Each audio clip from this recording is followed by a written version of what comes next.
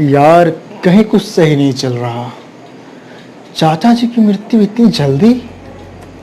अरे यार इतने पैसे फंस गए, वो मुझे कभी नहीं समझ पाएगी। ये बॉस कब सुधरेगा।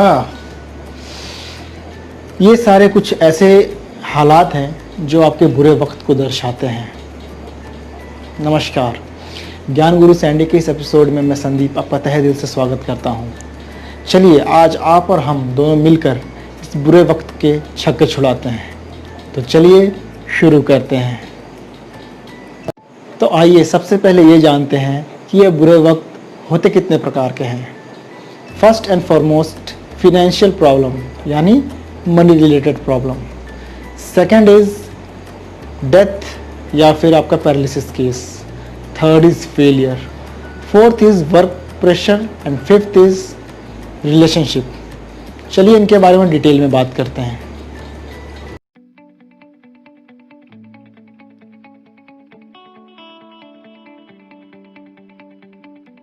आइए सबसे पहले हम बात करते हैं फिनेंशियल हार्डशिप की। कई बार हम फिनेंशियल हेल्प लेने के लिए मजबूर हो जाते हैं, या तो अपनी बहन की शादी या फिर अपने एजुकेशन को पूरा करने का ख्वाब। अगर आपको कार लेना है तो भी लोन लेने की ज़रूरत पड़ जाती है। अपना घर बनवाना है तो भी लोन लेने की ज़रूरत पड़ जाती है। किसानों को अपना सूद माफ़ कराने के लिए भी लोन लेने की ज़रूरत पड़ जाती है। तो अंततः हम क्या होते हैं, ईएमआई, बैंक और कर्ज के दबाव में दब जाते हैं। जो घटिया इंसान होते हैं वो अपने से जो कमज़ोर लोग होते हैं उन पे अपना ताकत की आजमाइश करते हैं। जो बेवकूफ़ होते हैं वो अपने से बलिष्ठ लोगों पे अपनी ताकत की आजमाइश करते हैं। पर जो समझदार होते हैं वो बुरे वक्त के गुजर जाने का इंतज़ार करते हैं, क्योंकि दोस्तों बुरा वक्त है, गुजर ही जाना है, कब तक रहेगा ये। पर आपको इस बात का ध्यान रखना है कि जो भी आप लोन लेते हैं उसको अपने रिपेइंग कैपेसिटी के अंदर लेना है, क्योंकि अगर उससे ज़्यादा आप अगर लोन लेते हैं तो वो चारों तरफ से आपको घेर लेगा और बुरा वक्त आने से कोई भी नहीं रोक पाएगा। अगर आप अपने रिपेइंग कैपेसिटी के अंदर लेते हैं तो फिर आप उसका ईएमआई भी चुका पाएंगे और अपने सपनों को भी पूरा कर पाएंगे, और बुरा वक्त किसी भी तरीके से आपके आसपास भी नहीं फटकेगा। आशा है आपको बात समझ में आ गई होगी। डेथ और पैरालिसिस को रोक पाना तो किसी के बस की बात नहीं है। यह शोक अपने समय से ही जाएगा। इस समय वक्त है धैर्य और संयम रखने की। तो यह आपके अंदर के साहस को दर्शाएगा। पूरी निष्ठा से और पूरी लगन से आप पैरालाइज्ड व्यक्ति की सेवा करें। यही सबसे आसान तरीका है इस बुरे वक्त को गुजारने का। और डेथ यानी कि मृत्यु, ये तो दर्द वही समझ पाएगा जिसके परिवार में या जिसके संग ये घटना घटी है। उससे ज़्यादा दर्द कोई भी नहीं महसूस कर पाएगा, क्योंकि जो वक्त, जो समय, जो अटैचमेंट आपका उनके साथ रहा है वो आप ही समझ पाएंगे। तो ये समय सिर्फ और सिर्फ धैर्य और संयम के साथ ही गुजारा जा सकता है। और यह भी बुरा वक्त है। याद रखें, बुरा वक्त एक आपको लाल बत्ती की तरह होता है, कुछ देर रहेगा और उसके बाद फिर आपको हरी बत्ती दिखाई देगी और आप बाहर निकल जाएंगे। तो ध्यान रहे, संयम और धैर्य और निष्ठा तीनों से आप इस समय को भी पार कर जाएंगे। अब बात करते हैं फेलियर की। कमज़ोर लोग जो होते हैं वो ठोकर खाकर नीचे गिर जाते हैं, पर कोशिश करने वाले यही ठोकर खाकर इतिहास रच देते हैं। मान लीजिए किसी दिन आपका कोई हाथ का कोई हिस्सा हल्का सा जल गया, किसी भी तरह से। मान लीजिए आप रोटी सेक रहे हों या फिर आप खेत में काम कर रहे हों, किसी भी तरह से घायल हो गया, तो वो कब तक रहेगा घायल या चोटिल? कुछ समय तक, 1 सप्ताह, 2 सप्ताह, 1 महीना। और एक समय होता है जब वो ठीक भी हो जाता है। अब ठीक हो जाने के बाद अगर आप ये सवाल करें, चलो ठीक तो हो गया, पर साला ये जला ही क्यों या ये कटा ही क्यों? इसका तो कोई जवाब ही नहीं है। आपको ये सोचना है कि ये बुरा वक्त कब आया, ये अभी हमारी ज़िंदगी में कब तक रहेगा और आगे ये कब तक जाएगा। सब पर विचार करने के बाद आपको ये भी विचार करना है कि इस बुरे वक्त का आपके आने वाले समय में, यानी साल, 2 साल, 3 साल, 4 साल में क्या महत्व रह जाएगा, या ये आपके जीवन में क्या रोल प्ले करेगा। अगर कोई भी रोल नहीं प्ले करता है तो आप इसके बारे में सोचकर समय क्यों व्यर्थ करेंगे, आप आगे बढ़िए ना। एक और उदाहरण देता हूँ। सपोज़ कीजिए कोई एक व्यक्ति ग्रेजुएशन करने के बाद पोस्ट ग्रेजुएशन करने के लिए किसी भी विश्वविद्यालय में दाखिला लेता है। अब एक समय ऐसा आता है कि किसी कारणवश या तो वो अपने पेपर पूरे नहीं दे पाता है और उसका साल बर्बाद हो जाता है, अंततः उसके पोस्ट ग्रेजुएशन का समय भी बर्बाद हो जाता है। अब उसके पास दो रास्ते बचते हैं। पहला रास्ता कि वो अगले 5 साल तक ये सोचता रह जाए कि यार मैंने इतने पैसे बर्बाद कर दिए, पोस्ट ग्रेजुएशन भी नहीं हुआ, अब दोबारा कौन पैसे बर्बाद करे। दूसरा रास्ता, वो तुरंत उस सत्र के ख़त्म होने के बाद री रजिस्ट्रेशन कर ले और अपना पोस्ट ग्रेजुएशन पूरा करे, या फिर अगर री रजिस्ट्रेशन संभव नहीं है तो दोबारा से एडमिशन ले ले और अपना पोस्ट ग्रेजुएशन पूरा करे। इससे क्या फ़र्क पड़ेगा? पहले वाले केस में अगर उसे किसी भी जगह पे किसी भी एग्ज़ाम में बैठने की ज़रूरत पड़े या कोई भी आपका एग्ज़ाम या कंपटीशन निकालने की ज़रूरत पड़े तो वो ग्रेजुएट लेवल का ही निकाल पाएगा, लेकिन दूसरे कंडीशन में वो पोस्ट ग्रेजुएट लेवल का निकाल पाएगा और अच्छे पद पे जाएगा। आशा करता हूँ आप समझ पा रहे होंगे फेलियर क्या है। फेलियर को अगर आप अंत मान लें तो वो अंत है, और नहीं तो failure is the first step of success. Next बात करते हैं वर्क प्रेशर की। तो काम का प्रेशर हर किसी पे रहता है। जो व्यक्ति जहाँ काम कर रहा है वो वहीं प्रेशर में है।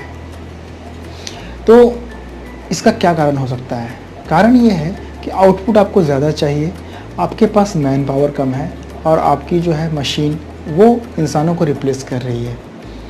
तो इसके कारण कहीं भी अगर आप बुरे वक्त में फंस जाते हैं तो आपको क्या करना चाहिए? आपको ये सोचना चाहिए कि इसका सोर्स क्या है, इसका कारण क्या है।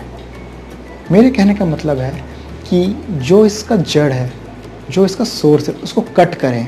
ठीक वैसे ही जैसे टीवी चलाने के लिए इलेक्ट्रिसिटी एक सोर्स है, आपने अगर स्विच ऑफ किया टीवी बंद। इसी तरह से आग लगने के लिए ऑक्सीजन और हीट उसका सोर्स है, आपने उसको कट किया, फायर बंद।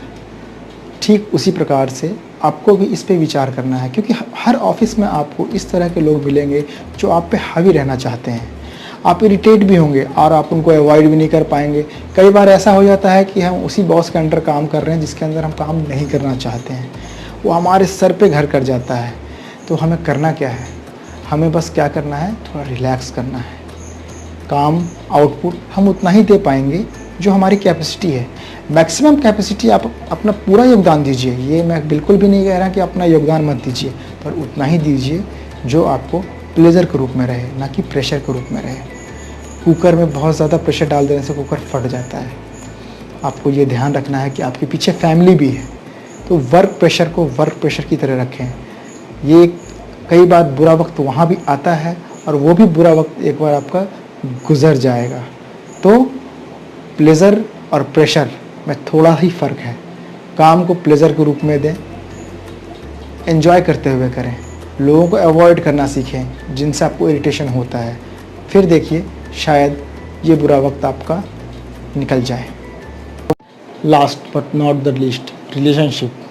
जब आप किसी अपने के साथ जिनसे आप मेंटली फिजिकली अटैच रहे हों, उनसे रिलेशनशिप अगर आपका टूटता है या फिर झगड़ा हो जाता है या फिर ब्रेकअप हो जाता है तो ऑब्वियसली आपको बुरा लगेगा, और इससे बुरा वक्त कुछ भी नहीं हो सकता है।